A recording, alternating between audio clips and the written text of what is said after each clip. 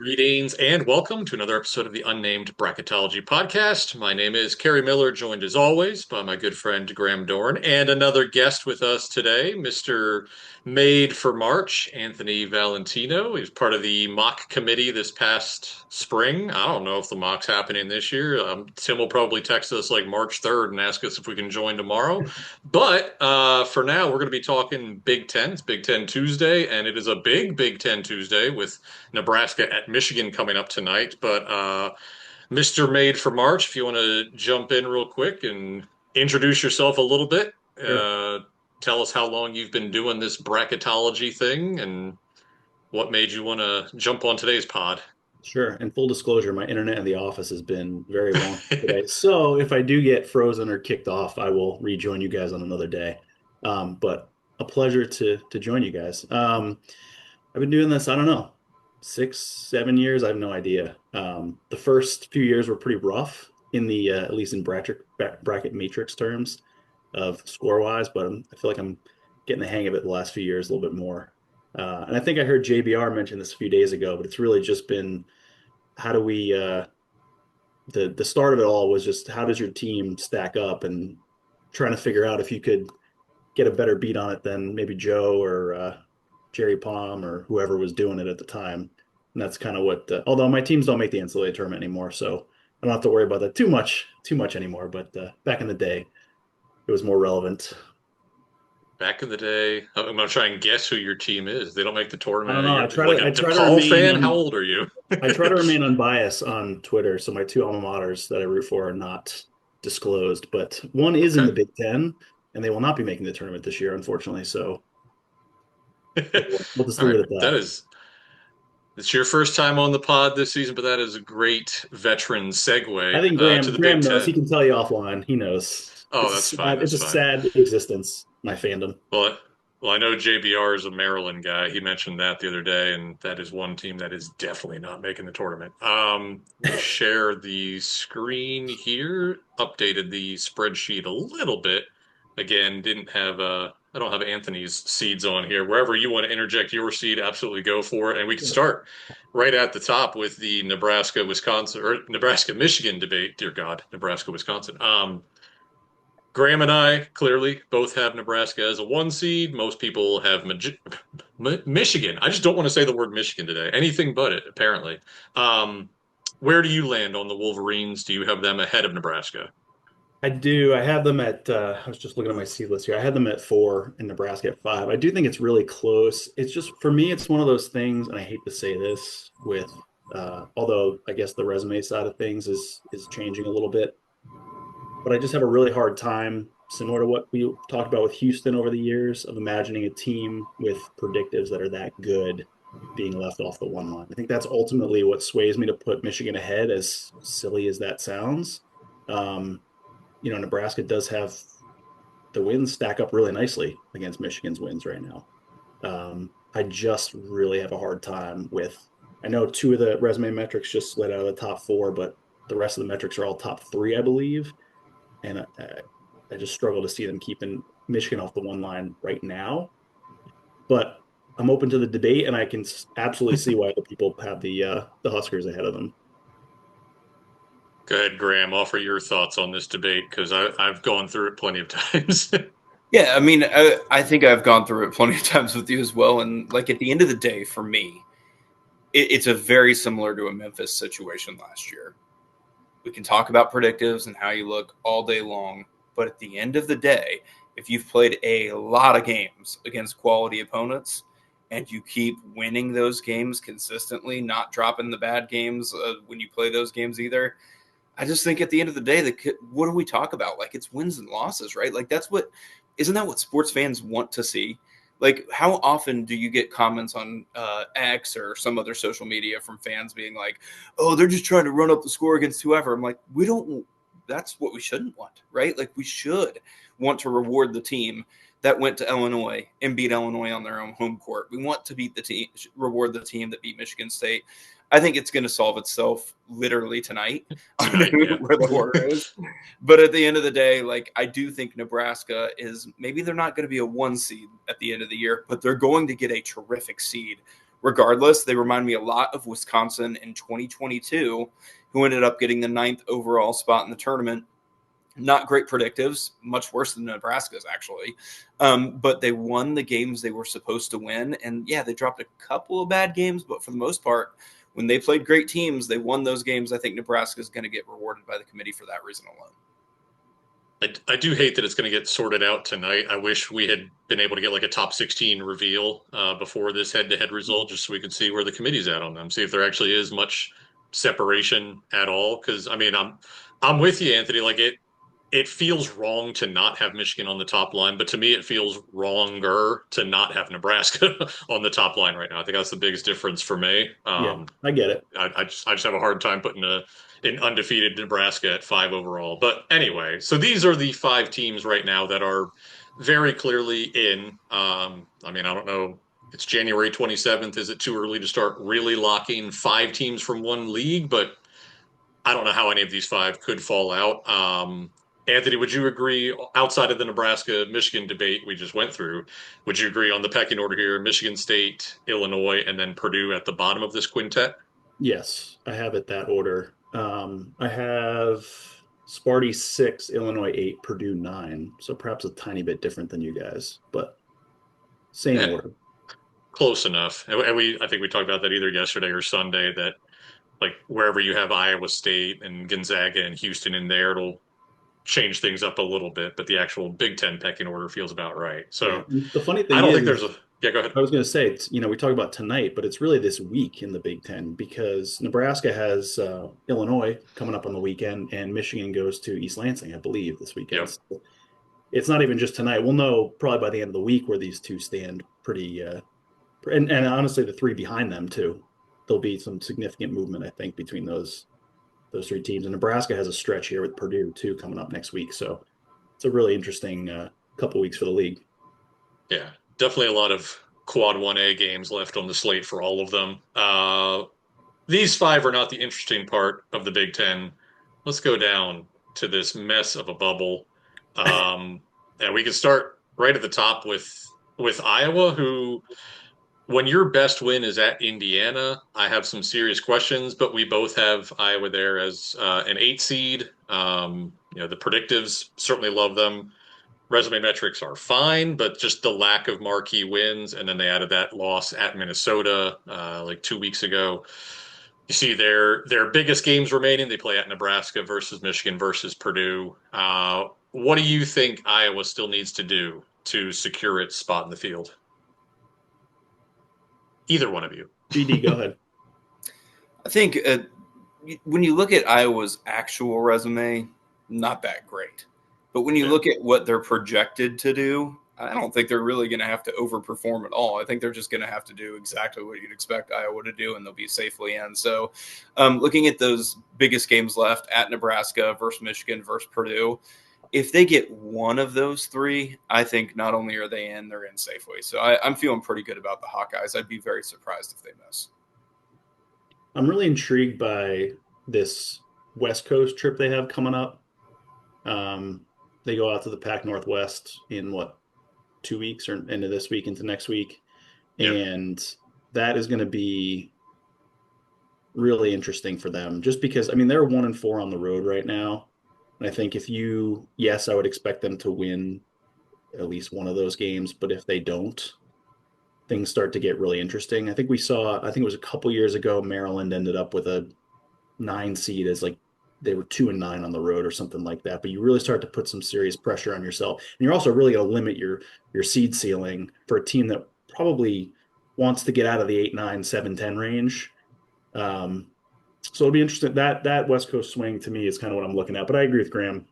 I don't expect that they'll miss the tournament, but we're starting to get to a point where a 5 or a 6 is the path to that is narrowing significantly. I hate these super conferences, but I do love in the ACC or the Big Ten when, Clemson has to go out to Stanford and Cal, or UCLA has to come see the Statue of Liberty. It's just that ends up being this great equalizer for these bubble teams. Duke went out west and kind of beat up on Cal and Stanford. North Carolina very much did not. And I think kind of those trips can tell you where those teams stand. Now, granted, North Carolina came back home and won at Virginia, but we're not talking ACC today. USC, a little bit, I think, like the overall state of the resume, I think is a little bit better than Iowa's, but they have questions in terms of their health. I don't think they have any great wins either. Certainly, we've had our own questions about USC, maybe more so Graham than me. I think you've been out on USC since opening night. What do you think with the Trojans who don't play any of those great teams anymore, aside from Illinois and Nebraska? But they don't play any great road games, is what I was meant to say. Graham, USC, go. I wasn't sure if you were talking to me or Anthony. I think the reason I'm more out on USC is just really what you've said, Kerry. Like from the beginning of the year, I have not been sold on the team at all. I was impressed that they went out to Madison, got a big win over the Badgers, and that did move them up for me to exactly one spot in front of Wisconsin. Not a coincidence there. But I think when you look at USC, I'm still just not sold on the team overall. What had me up there is just their overall quad 1 and quad 2 records. Like, okay, at this point, I'm sold they're safely in the field. Now it turns into a seeding discussion for USC. And I think when I'm stacking up the teams, I don't see the big wins that make me want to go any higher. And I also, to Anthony's point earlier about predictives, like the team I see matches those predictive metrics. So I think the committee, without any really truly big wins, is going to lean on the predictives a little bit more than they otherwise would. So beyond those three games listed there versus Illinois versus Nebraska at Iowa, they also play at Ohio State, at Washington versus UCLA versus Indiana, like games that aren't going to move the needle for them unless they lose them. I think if they don't beat either Illinois or Nebraska, it's going to get sketchy in a hurry for USC because they're just not going to have a particularly great win to put ahead of the committee, and they got mollywopped on their road trip to Michigan and Michigan State. I think that'll play in to some extent. I said mollywop yesterday too. That's apparently my word of the week. Toilet paper. One sneaky thing with USC Yeah, though, I mean and for where they are in the field, where do you guys have them? 32, eight 32 and nine seed 30, range. Yeah. 32-7. I'm at 38 with them. One thing I think that we might be underselling a little bit with them though is they are net positive Q1, Q2, which when you get to the back end of the field is a lot harder to find than you realize, Mhm. especially when you start looking at resumes that are really good and then you get there, you're like, wait, everybody's under 500 in the top two quadrants all of a sudden. Yeah. Um, it's funny when I look at this resume, it kind of reminds me of a resume that like a St. Mary's would put together. Strangely enough, outside of the good metrics, like the actual wins, there's a bunch of wins in Q1, Q2, but then you look at them, you're like, I mean, the committee's probably not going to care all that much. So it's about these, but collectively it looks okay. And I think that's their angle is just have a good Q1, Q2 record, get the metrics in a decent enough shape, and you sneak into the back end of the field. Because even though they don't play those elite games, I mean, there's a lot of winnable games. And you mentioned it before, nobody gives out quad 1 road wins better than Ohio State the last few years. Nobody in the country. So, and that's technically quad 1A right now, as kind of crazy as that sounds. I feel like that's always, we're saying this Damn. every year. But I Yeah. mean, US, they only have one quad 3 or quad 4 game left. And if they can stay above 500 on those the remaining way, I don't know. Can you really keep them out at I a mean, even positive? if they end up 500 and no bad losses, that'll be enough. Yeah, it'll be enough. So It'll be enough. I think that win at Wisconsin was huge. That Oh yeah. was that was actually, I mean, probably will end up being their best road win of the year when push comes to shove. Yeah, Selection. They'd probably be looking at a spot in Dayton right now if they had lost that one, I think. Yeah. well, and like beyond that, I think just long term, that was the win that I think the committee will hold on to. They'll be like, all right, that's the one that says that the Q1, Q2 record overall is not just good enough, but now we have a tournament quality road win. All right, put them in the field. Maybe not a great seed, but just put them somewhere in the field. Another sneaky thing That's about USC is they have 8 wins away from home.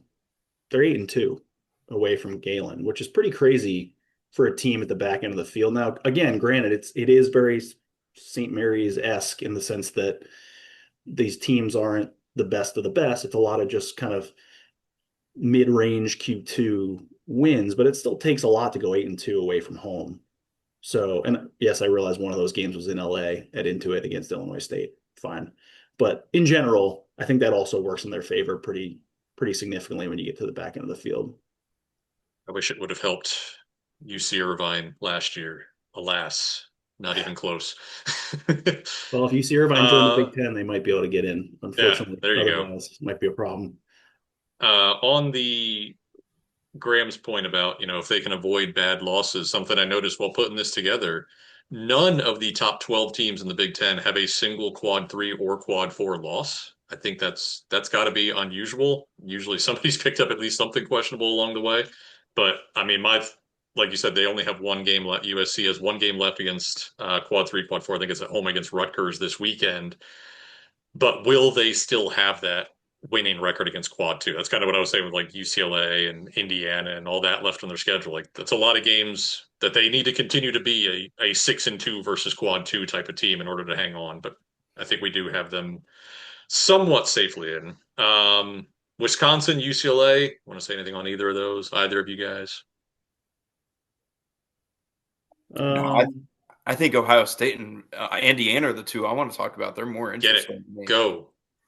Well, I look at Ohio State and I keep thinking, what have they done? Like, really, Yeah. like what but have? again, this is every year, Graham. We have this Yep. conversation. This But is literally Groundhog Day. Every single year we have this conversation with Ohio I State. agree, but I think most years we can look at Ohio State and be like, but at least that's the bad home loss that we can point at and say, like, you got to win more at home. And I'm like, this year, I'm like, Losing at Pittsburgh is pretty bad, but it's yeah, still Q2 on yeah, the score yeah. sheet, unfortunately. But I think Ohio State, when you look at all their metrics, pretty good shape right now. And moving forward, some interesting opportunities. I actually didn't even realize until earlier today when I was looking at it that they played Virginia. They play Virginia here in two Yeah, and a half neutral. weeks. I did not expect to see that one on the schedule. I didn't realize it was there. So that will be a game changer, I think, for Ohio State. If they can pick up that win, that might be enough to get the committee to put them in, especially because Anthony, I know you talk about this all the time, non-conference wins, sometimes they just carry a little extra weight for the committee. Like this idea that you went out, you scheduled this, you got it, especially being in February, it's going to be fresh on the committee's mind. I think there's a good path for Ohio State. Whether they're good enough to actually take advantage, I'm not sure. But the bad path, and I think it's a terrible path, is Indiana. If they don't beat Purdue tonight, I think they are in not just like trouble, but like, how do you come back from this trouble? Because look at those quad one and quad two records, 1-7 right now. If they're staring at 1-8, I don't even know how you could get back from that. You would have to be an excellent basketball team to come back from that record. And I don't think Indiana's an excellent basketball team. I think we're going to look back at Indiana if they lose this Purdue game and say, you left too little too late. Done. Doesn't matter how good your net is. Done. But yeah, I agree. They would have to win all three of these remaining biggest games at Illinois, at Purdue versus Michigan State. And even that would get them to 4-8 quad one. I mean, that's great. All three of them would be super quad 1A results. They have a road trip, UCLA and USC coming up. They still have to play at Ohio State. So like the opportunities are there, but they would have to be almost flawless the rest of the way if they don't beat Purdue tonight. And I would say the same, even though I have Washington on here, like neither of us, and I would assume none of the three of us is anywhere close on the Huskies getting in. But if they lose at Illinois on Thursday, I'm deleting them. They no longer have any path whatsoever, just because they don't even have the opportunities to get those wins. Anthony, you want to say anything on Ohio State other than Groundhog's Day? Real quick with Indiana, though. Okay. I mean, we were talking about tonight, obviously, with the Michigan game being Michigan, Nebraska. I do feel like tonight, if Indiana's going to have a chance, they almost have to win tonight. It's at home. I think they're honoring the national championship team at halftime or before the game. Like, if you don't win at home, I mean, we watched this team. They don't look very good. Let's just be. Graham just mentioned that they haven't looked very good. But like, you got to take advantage of beating Purdue at home with all the charged up emotion that's going to be at Assembly Hall. So if they can't beat Purdue at home, I have zero faith they're going to go into Champaign and win, especially based on what we've seen, or go into West Lafayette and win. I think this is I don't want to say a do or die game in the end of January, but it kind of feels like it for them, at least the way they've looked. And then Ohio State, again, another team when I watch them, not uber impressed. And I do feel like there is a path, and this is just obviously hypothetical, but there is a path. I can very much see a path where they don't make the tournament still. I mean, they have enough meat on this schedule where, and I feel like this is classic Ohio State the last few years, where things really start to unravel in February. And you could very easily put, you know, 5 out of 7 in the L column based on what they have ahead of them. So, and they still have to go to Iowa at East Lansing too. I just not eye test doesn't matter in the resume at the end of the day, but I'm not confident that this team is going to make the tournament. I guess is my main point. But I have them in right now. They're my last four. I think they've done enough to sneak in based on what else is out there. Which national championship team are they honoring? 1987, 1981? I don't know. It's been a while for Indiana. I don't know. It's been feels like something magical is happening in Bloomington. Just wait till football season. It feels like something On magical is happening on a different court or a different yeah, stadium. one last note on Ohio State schedule wise. In addition to the three here at Michigan State versus Michigan, and then that weird game against Virginia in Nashville, they are at Wisconsin this weekend. They still play the home game against Purdue. There was something else on here that I was tempted to put on there, but didn't. But I think they need to get at least two of those five games, or else they're just not going to have enough quality wins. Anything else to share? I think Indiana wins tonight. Hashtag hot take. Just you mentioned the home environment. They're fired up, and just the styles. Indiana just wants to launch threes. Purdue gives up threes about as much as any team in the country. I think that could be one of those games where Indiana's just like we blink and they're up 40-21, and then they somehow hang on and win. But I would love to be proven wrong and just remove them from my consideration board moving forward. But anything else on the Big Ten before we wrap up? I got two quick things, but I'll let Graham go first. The only thing I was going to mention, just to follow up to that Indiana comment, what does Purdue have? Like gut check time? I don't know. They've had a little bit of a rough go recently. Is Purdue going to get up off the floor? Big road environment? I'm not sure. This could be a season defining moment for Purdue. Are they going to get back on track looking like a national title contender again? Or is this going to be one of these teams that oftentimes it's about the time of year it happens? If a team's going to fade, it usually starts to happen right about now. Yeah, go ahead, Anthony. Oh, I think we lost Anthony's connection. Yeah, my internet's going haywire here. Oh, go ahead. All right. I want to know from you guys, how many teams do you think in the Big Ten have a legitimate shot at ending up on the one line? Ooh, trivia time. Let's go back up. Because with all them playing each other, there's only going to be obviously so many that can get there. But I'm curious your thoughts. Who are the most that maybe let me rephrase that. Who are the two most likely teams from the Big Ten to end up on the one line in your estimation? No, three, because we already have two kind of there. Let's do three. I mean, that's really honestly where I draw the line. I was going to say I don't really believe in Illinois and Purdue as true one seed contenders. You don't think Indiana's getting a one seed? Come on, man. I do absolutely believe in Michigan State, and I know Nebraska. It's a hot take because people keep saying like, "Hey, they're going to fade eventually." I really think they're a legitimate contender, even if they lose to Michigan tonight. They've got those two opportunities upcoming against Illinois and Purdue. Like, even if you add all that up, if they sweep Illinois, who we all think is really good, if they get that win against Purdue to add to the Michigan State win, plus they went unbeaten out of conference, it's a really, really good resume, and it's so many quality wins that you really just almost have to give them a top seed once you get to that point.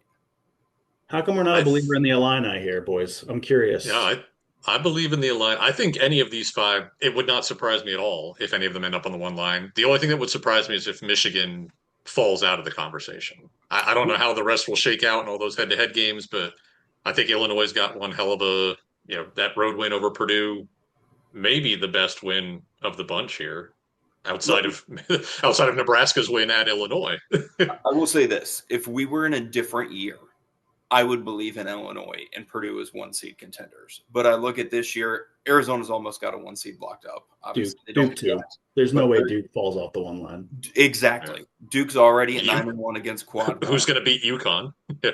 Who's going to beat you? You just start to add these teams up, and when you already have 3 losses, man, you are way behind in the 1 seed chase at that point. Yeah. Yeah, I agree. It's going to just become a numbers game for these teams. Like, yeah, it's going to require none of them's going to run the table winning from here. a lot, unfortunately, for Illinois or Purdue at this point. But I mean, Illinois still gets to go to Lincoln, and they still have to go to East Lansing, and they get Michigan at home. I don't know. I've been watching the Illini. I think it's a long shot, but they've struck me for the past few weeks as a team that could get there, and I feel like they're being slept on a little bit. I think the team is good enough. I think the opportunity is definitely there.